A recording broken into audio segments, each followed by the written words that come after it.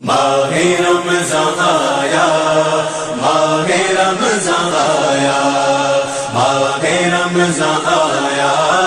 ماہ رمضان آیا۔ نحمده ونصلي ونسلم على رسوله الكريم، اما بعد فاعوذ بالله من الشيطان الرجيم، بسم الله الرحمن الرحيم۔ مولاي صل وسلم دائما ابدا على حبيبك خير الخلق كلهم، محمد سيد الكونين والثقلين والفريقين من عرب ومن عجم، ما إن مدحت محمدا بمقالتي ولكن مدحت مقالتي بمحمد صلى الله عليه وسلم۔ اللهم صل على سيدنا ومولانا محمد وعلى آل سيدنا ومولانا محمد وبارك وسلم۔ معزز و محترم ناظرین کرام، السلام علیکم ورحمۃ اللہ وبرکاتہ۔ بہار رمضان کی ایک اور نشست میں ہم آپ کی خدمت میں حاضر ہیں۔ آج جس موضوع کو لے کر ہم گفتگو کریں گے وہ عالم اسلام اور دین اسلام کا پہلا محاذ اور پہلا معرکہ، جو کہ دنیا کفر کے خلاف لڑا گیا، جسے غزوہ بدر کے نام سے یاد کیا جاتا ہے۔ اور یہ غزوہ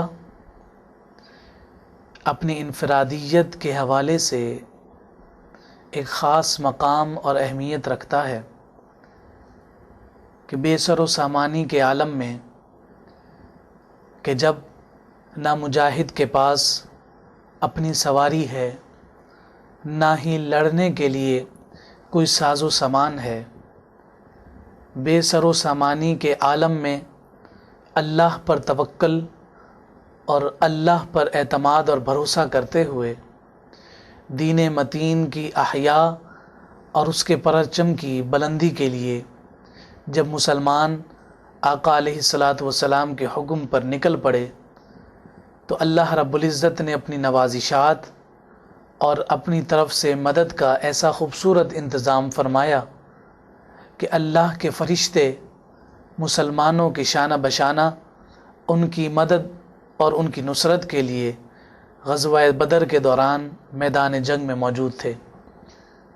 اسلام کا یہ پہلا معرکہ رمضان المبارک سن 2 ہجری میں لڑا گیا۔ اس کے پس منظر کے حوالے سے بہت ساری باتیں ہمیں پڑھنے اور سننے کو ملتی ہیں۔ المختصر یہ کہ شام سے آنے والے ایک تجارتی قافلے، جو کہ مکۃ المکرمہ کے رہنے والے لوگوں کا قافلہ تھا اور جس کی سربراہی ابو سفیان کر رہے تھے، بعض تاریخ نگاروں کے نزدیک اس قافلے کو روکنے کے لیے مسلمانوں نے اس کی جانب قدم بڑھائے، اور بعض کے نزدیک یہ جنگ دفاعی جنگ تھی اور اس کے لڑنے کا مقصد دفاعی اور مسلمانوں کا دفاع کرنا تھا۔ بہرحال جو بھی اس کی وجہ اور ریزن بیان کیا جائے، اصل مقصود بتانے کا اور اس گفتگو کا یہ ہے کہ غزوہ بدر نے ایسی لازوال داستانیں رقم کی کہ تاریخ انسانی میں اس کی مثال ملنا شاید دوبارہ کبھی ممکن نہ ہو۔ اللہ پر توکل اور ایمان کا ایسا عظیم مظاہرہ مسلمانوں کی جانب سے دیکھنے میں آیا کہ انہوں نے جان دو عالم صلی اللہ علیہ وآلہ وسلم کے حکم پر ہر چیز کو بالائے طاق رکھ کر اللہ کے دین کے احیاء اور اس کی سربلندی کے لیے اپنا تن من دھن سب کچھ قربان کرنے کے لیے تیار ہو گئے اور ایسے جذبہ جہاد کے ساتھ میدان جنگ میں اترے کہ ایک بہت بڑے لشکر کے ساتھ بے سر و ساما وہ چھوٹا سا قافلہ ایسا ٹکرایا کہ پورا عالم کفر میں زلزلہ برپا کر دیتا ہے۔ تاجدار کائنات صلی اللہ علیہ وآلہ وسلم اور مسلمانوں کی جانب سے لڑے جانے والا یہ غزوہ بدر، جس میں حضور علیہ الصلوۃ والسلام کے اصحاب نے اپنی بہادری، اپنی جانثاری، اپنی دلیری اور شجاعت کے ایسے بے مثال کارنامے سر انجام دیے کہ وہ ان کے یہ کارنامے تاریخ انسانی میں ایک اہم باب کی حیثیت رکھتے ہیں۔ نبی مکرم شفیع معظم صلی اللہ علیہ وآلہ وسلم نے ان اصحاب، وہ خوش نصیب اصحاب جنہوں نے غزوہ بدر میں شمولیت اختیار کی اور انہوں نے اس غزوہ بدر میں جان دو عالم صلی اللہ علیہ وآلہ وسلم کا جو ساتھ دیا، آقا علیہ الصلوۃ والسلام نے انہیں اس خوبصورت انداز میں خوشخبری اور اس کا صلہ دیا کہ تاجدار کائنات صلی اللہ علیہ وآلہ وسلم نے ارشاد فرمایا کہ غزوہ بدر میں شرکت کرنے والے اصحاب اب جو کچھ کرتے پھریں ان پر گرفت نہ ہوگی کہ انہیں اللہ رب العزت نے ہمیشہ کے لیے بخش دیا ہے، انہیں معاف کر دیا ہے۔ اس کا معنی اور مفہوم یہ ہے کہ اللہ رب العزت نے اصحاب بدر کے دل و دماغ کو ایسا پاک اور شفاف کر دیا ہے کہ اب ان کے ذات سے کوئی بھی عمل ہو، کسی بھی قسم کا عمل ہوگا تو وہ خالصتاً اللہ رب العزت کی منشا اور اس کی مرضی کے مطابق ہوگا، اور ان کا کوئی بھی قدم ان کے نفس کی خواہش کے مطابق نہیں ہوگا۔ یہ وہ صلہ تھا اصحاب بدر کا کہ انہوں نے غزوہ بدر میں جس جانثاری کا مظاہرہ کیا، اللہ رب العزت نے اس کا بدل اس خوبصورت انداز میں دیا کہ ان کی زندگیوں کو گناہوں سے اس طرح سے پاک کر دیا کہ اب ان کی زندگی سے اور ان کے جسموں سے یا ان کے افعال سے جو بھی عمل سرزد ہوگا وہ سارا کا سارا خالصتاً اللہ رب العزت کی مرضی اور اس کی منشا کے مطابق ہوگا۔ ناظرین محترم، یہ جنگ کے لیے روانگی ہوتی ہے اور مسلمانوں کی بے سر و سامانی کا عالم یہ ہے کہ 313 کی تعداد ہے، اور ان 313 کی تعداد میں سواریوں کی اتنی قلت ہے کہ 3 افراد کے لیے ایک سواری ہے، اور آقا علیہ الصلوۃ والسلام نے سارے صحابہ کو ڈیوائیڈ اور تقسیم کر دیا۔ جن صحابہ کو ایک سواری پر 3 کو ہونا تھا ان کو متعین کر دیا، اور اپنی ذات کو بھی اس سے الگ نہ ٹھہرایا، بلکہ جس سواری پر آقا علیہ الصلوۃ والسلام نے سفر کرنا تھا اس سواری پر نبی مکرم شفیع معظم صلی اللہ علیہ وآلہ وسلم کے ساتھ حضرت زید اور سیدنا علی المرتضیٰ رضی اللہ تعالیٰ عنہ، یہ دونوں صحابہ بھی آقا علیہ الصلوۃ والسلام کے ساتھ اس سواری میں سفر میں شریک تھے۔ جان دو عالم صلی اللہ علیہ وآلہ وسلم سفر فرما رہے ہیں، جب کچھ وقت گزرتا ہے، کچھ سفر گزرتا ہے تو نبی مکرم شفیع معظم صلی اللہ علیہ وآلہ وسلم سواری سے نیچے اتر آتے ہیں اور حکم ارشاد فرماتے ہیں کہ میری باری ختم ہوئی، اب اے علی اور اے زید تمہاری باری ہے، تم اوپر چڑھو اور میں اس سواری کو چلاؤں گا۔ اللہ اکبر! یہ کیسا عدل اور انصاف تھا کہ نبی آخر الزمان صلی اللہ علیہ وآلہ وسلم نیچے آ گئے ہیں، اپنے غلاموں کو سواری پر چڑھنے کا حکم ارشاد فرما رہے ہیں کہ تم سواری پر سفر کرو اور میں اس سواری کو چلاتے ہوئے، اس جانور کو چلاتے ہوئے اس کے ساتھ ساتھ چلوں گا۔ تو سیدنا علی المرتضیٰ اور سیدنا زید نے جواب دیا، یا رسول اللہ صلی اللہ علیہ وسلم آپ سواری فرمائیے، ہم نیچے چلتے رہیں گے۔ لیکن آقا علیہ السلام نے ارشاد فرمایا کہ اے علی زید ایسا نہیں ہو سکتا، میں بھی ثواب کے حاصل کرنے میں تمہاری طرح ہوں، مجھے بھی ثواب چاہیے کہ جب تم اوپر سواری پر سوار ہوگے اور میں نیچے چلوں گا تو میں اس ثواب کے اس مرحلے کو اور اس ثواب کے حصول کے موقع کو اپنے ہاتھ سے گنوانا نہیں چاہتا۔ یہ نبی آخر الزمان صلی اللہ علیہ وآلہ وسلم کا خوبصورت انداز۔ حضور علیہ الصلوۃ والسلام نے جب اعلان جنگ فرمایا اور صحابہ کو اس کی جانب رغبت دیتے ہوئے اعلان فرمایا کہ اب مسلمان جنگ کے لیے تیار ہو جائیں۔ تو حضرت مقداد رضی اللہ تعالیٰ عنہ جب حضور علیہ الصلوۃ والسلام نے تمام صحابہ سے مشاورت کے لیے مشورہ کیا اور ان سے ان کی رائے پوچھی، تو حضرت مقداد رضی اللہ تعالیٰ عنہ مہاجرین صحابہ میں سے وہ کھڑے ہو جاتے ہیں اور فرماتے ہیں، یا رسول اللہ صلی اللہ علیہ وسلم، آپ کا حکم سر آنکھوں پر ہے، آپ ہمیں جہاں لے جانا چاہیں ہم آپ کے ساتھ جانے کو تیار ہیں، واللہ باللہ ہم ہرگز بھی آپ کے ساتھ ہارون علیہ السلام کی اور موسیٰ علیہ السلام کی قوم جیسا معاملہ نہیں کریں گے کہ انہوں نے جب ان پر مصیبت آن پڑی، جب انہیں لڑنا پڑا تو ان کی قوم انہیں چھوڑ کر چلی گئی کہ موسیٰ آپ اور آپ کا خدا لڑے، ہم تو آپ کے ساتھ نہیں جا سکتے۔ حضرت مقداد رضی اللہ تعالیٰ عنہ نے ارشاد فرمایا، یا رسول اللہ صلی اللہ علیہ وسلم، آپ ہم سے ایسی امید نہ رکھیں، ہم آپ کے ساتھ شانہ بشانہ کھڑے ہیں، ہم آپ کے دائیں جانب لڑیں گے، آپ کے بائیں جانب لڑیں گے، آپ کے آگے لڑیں گے، آپ کے پیچھے لڑیں گے، حتیٰ کہ آپ ہمیں جہاں لے جانا چاہیں گے ہم آپ کے ساتھ جانے کو تیار ہیں۔ تاجدار کائنات صلی اللہ علیہ وآلہ وسلم نے پھر ارشاد فرمایا کہ مجھ سے اور مشاورت کی جائے، مجھے اور مشورے دیے جائیں کہ اس معاملے میں ہمیں کیا کرنا چاہیے۔ حضرت عمر فاروق رضی اللہ تعالیٰ عنہ، سیدنا ابو بکر صدیق رضی اللہ تعالیٰ عنہ نے بھی کچھ اسی ہی قسم کے جذبات کا مظاہرہ کیا۔ آقا علیہ الصلوۃ والسلام نے پھر ارشاد فرمایا، یہ سارے صحابہ جنہوں نے مشاورت کے لیے اپنی حمایت کا اظہار کیا، یہ سارے مہاجرین صحابہ تھے۔ جانے دو عالم صلی اللہ علیہ وآلہ وسلم چاہتے تھے انصار میں سے بھی کوئی کھڑا ہو کر ان کی نمائندگی کرتے ہوئے ہمیں بتائے کہ وہ بھی ہمارے ساتھ ہیں۔ تو حضرت سعد بن معاذ رضی اللہ تعالیٰ عنہ، اللہ اکبر، ان کی شان، ان کا مقام اور مرتبہ کیا خوب ہے۔ حضرت سعد بن معاذ رضی اللہ تعالیٰ عنہ کھڑے ہو جاتے ہیں اور فرماتے ہیں، یا رسول اللہ صلی اللہ علیہ وسلم، کیا آپ چاہتے ہیں کہ انصار کی جانب سے آپ کو حمایت کی یقین دہانی کرائی جائے؟ آقا علیہ السلام نے تبسم فرمایا اور فرمایا کہ ہاں، میں یہی چاہتا ہوں۔ تو حضرت سعد بن معاذ رضی اللہ تعالیٰ عنہ نے عرض کیا، یا رسول اللہ صلی اللہ علیہ وسلم، میں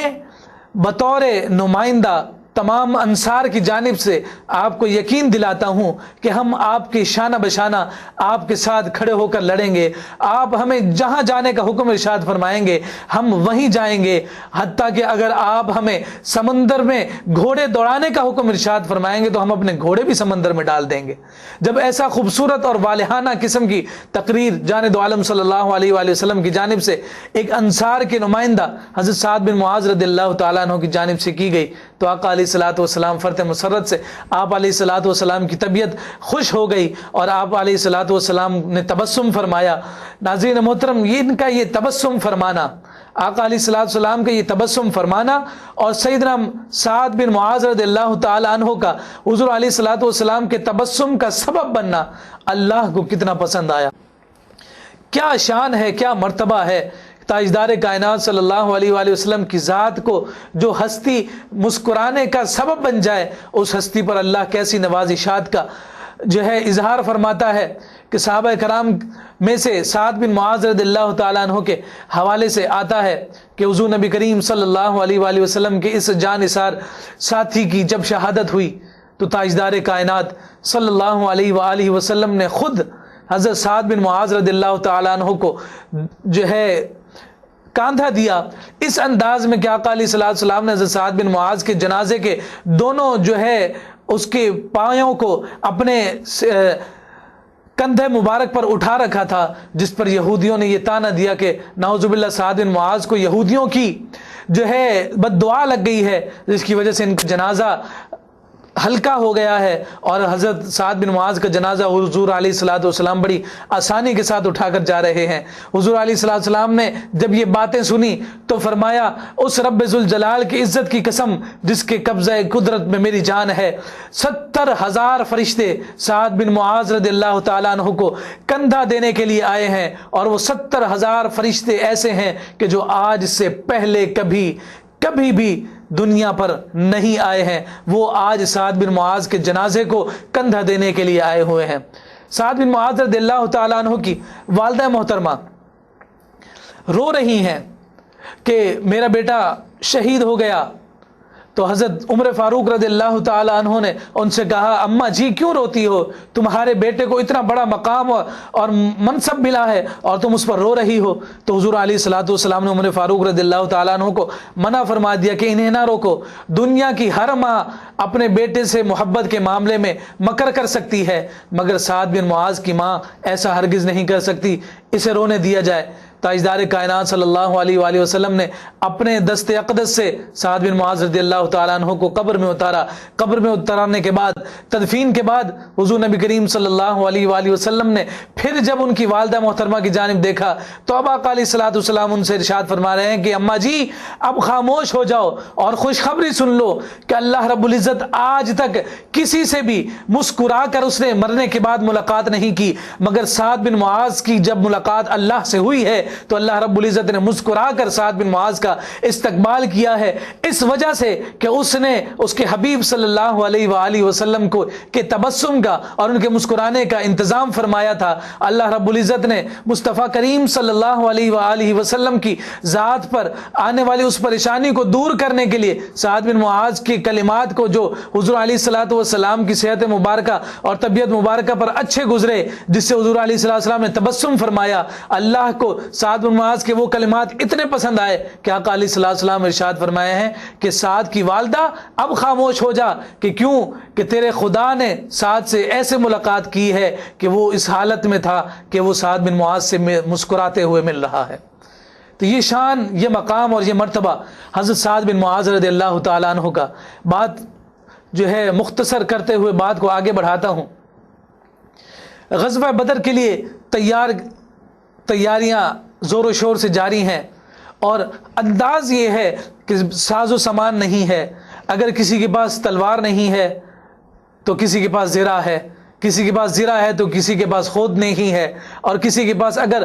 جو ہے چہرہ اور بدن ڈھانپنے کے لیے کوئی اوزار ہیں تو اس کے پاس لڑنے کے لیے تلوار نہیں ہے، کسی کے پاس سواری ہے تو کوئی پیادہ ہے۔ الغرض ایسا بے سر و سامانی کا عالم ہے، مگر جذبہ ایمانی اور قوت ایمانی اتنی پختہ اور مضبوط ہے کہ وہ ہر قسم کی مصیبت اور آفت سے لڑنے کے لیے تیار ہیں اور ہر وقت آگے بڑھنے کے لیے تیار ہیں۔ حضرت عمر رضی اللہ تعالیٰ عنہ، حضرت سعد بن معاذ رضی اللہ تعالیٰ عنہ تمام نے اپنی تقاریر کے ذریعے سے، اپنے کلمات کے ذریعے سے حضور نبی کریم صلی اللہ علیہ وآلہ وسلم کو اس بات کی یقین دہانی کروا دی کہ ہم کسی بھی صورت میں آپ کا ساتھ چھوڑ کر نہیں جائیں گے، آپ کے قدموں میں اپنی جانوں کو نچھاور کر دیں گے، مگر کبھی بھی کسی صورت میں بھی آپ کا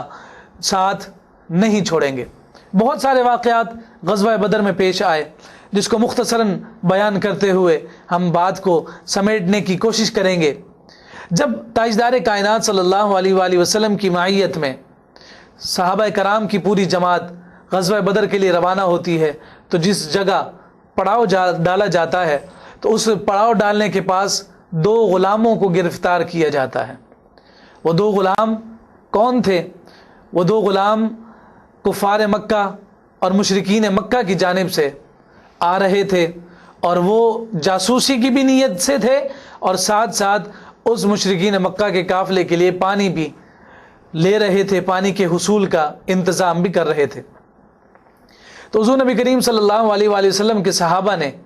ان کو پکڑ لیا اور ان سے پوچھا کہ تم کون ہو؟ انہوں نے کہا کہ ہم مشرکین مکہ کے قافلے میں سے ہیں، مگر صحابہ نے کہا نہیں، یہ جھوٹ بول رہے ہیں۔ ان سے جب مار دھاڑ کی تو انہوں نے مار پیٹ سے، ڈر سے اور اس کی تکلیف سے یہ کہا کہ نہیں، ہم ابو سفیان کے قافلے سے ہیں۔ حضور نبی کریم صلی اللہ علیہ وآلہ وسلم اس وقت جو ہے نماز ادا کر رہے تھے۔ نماز سے جب فارغ ہوئے تو آقا علیہ الصلوۃ والسلام نے صحابہ کو بلایا اور صحابہ سے کہا کہ جب وہ سچ بول رہے تھے تو تم نے ان کی بات ماننے سے انکار کر دیا، اور جب انہوں نے جھوٹ بولا کہ وہ ابو سفیان کے قافلے سے اور اس کے لشکر سے ہیں تو تم نے اس کی بات کو تسلیم کر لیا۔ یہ شان نگاہ نبوت صلی اللہ علیہ وآلہ وسلم تھی کہ حضور نبی کریم صلی اللہ علیہ وآلہ وسلم نماز ادا کر رہے ہیں، مگر اپنے صحابہ کے احوال سے واقف ہیں، نہ صرف ان کے احوال سے واقف ہیں بلکہ ان غلاموں کی اصل حقیقت سے بھی واقف ہیں۔ فرماتے ہیں کہ یہ جو پہلے کہہ رہے تھے وہ سچ کہہ رہے تھے، اب یہ جو بات انہوں نے بعد میں کی ہے یہ تمہارے ڈر اور خوف کی وجہ سے کی ہے۔ پھر تاجدار کائنات صلی اللہ علیہ وآلہ وسلم کے سامنے ان دونوں غلاموں کو پیش کیا گیا اور صحابہ کرام کی موجودگی میں آقا علیہ الصلوۃ والسلام نے ان سے بہت سارے سوالات کیے کہ جب تم کافروں کے قافلے سے ہو، مشرکین کے اس لڑنے والے قافلے کے ساتھ ہو جو جنگ کے لیے آئے ہیں، بتاؤ ان کی تعداد کیا ہے؟ اور انہوں نے کہا کہ ہمیں اس کی صحیح تعداد کا اندازہ نہیں۔ پوچھا وہ کہاں پر اب اس وقت پڑاؤ ڈالے ہیں؟ انہوں نے اس پڑاؤ کی جگہ کو بیان کیا۔ پھر تاجدار کائنات صلی اللہ علیہ وسلم نے پھر پوچھا کہ ان کی تعداد کتنی ہے، تو وہ بتانے سے قاصر تھے کہ ہم بتا نہیں سکتے کہ وہ کتنے لوگ ہیں۔ تو حضور علیہ الصلوۃ والسلام نے دوسرا طریقہ اختیار کرتے ہوئے پوچھا کہ چلو یہ بتاؤ کہ روزانہ کھانے کے لیے کتنے اونٹ ذبح کیے جاتے ہیں؟ تو اس نے کہا، ان لوگوں نے کہا کہ 9 سے 10 اونٹ ذبح کیے جاتے ہیں۔ اس سے آقا علیہ الصلوۃ والسلام نے اندازہ لگایا کہ ایک اونٹ کم از کم 100 لوگوں کو پورا آتا ہے۔ تو جب یہ 9 سے 10 اونٹ جو ہے ذبح کرتے ہیں تو اس کا مطلب ہے کہ ان کا قافلہ اور ان کا لشکر 900 سے 1000 کے افراد پر مشتمل ہے۔ یہ باتیں انشاءاللہ العزیز آگے چلتی رہیں گی۔ کل چونکہ 18 رمضان المبارک ہے اور وہ حضور علیہ الصلوۃ والسلام کے والد ماجد جناب سیدنا عبداللہ رضی اللہ تعالیٰ عنہ کے وصال کا دن ہے، تو کل انشاءاللہ العزیز ان کے فضائل و مناقب پر گفتگو ہوگی، اور اس کے اگلے دن انشاءاللہ ہم اسی غزوہ بدر کے حالات اور واقعات کے اس موضوع کو مزید آگے بڑھاتے ہوئے اپنی گفتگو کو جاری رکھیں گے۔ اللہ رب العزت جو کلمات ادا کیے اپنی بارگاہ میں منظور و مقبول فرمائے۔ والسلام علیکم ورحمۃ اللہ وبرکاتہ۔ ماہ رمضان آیا، ماہ رمضان آیا، ماہ رمضان آیا۔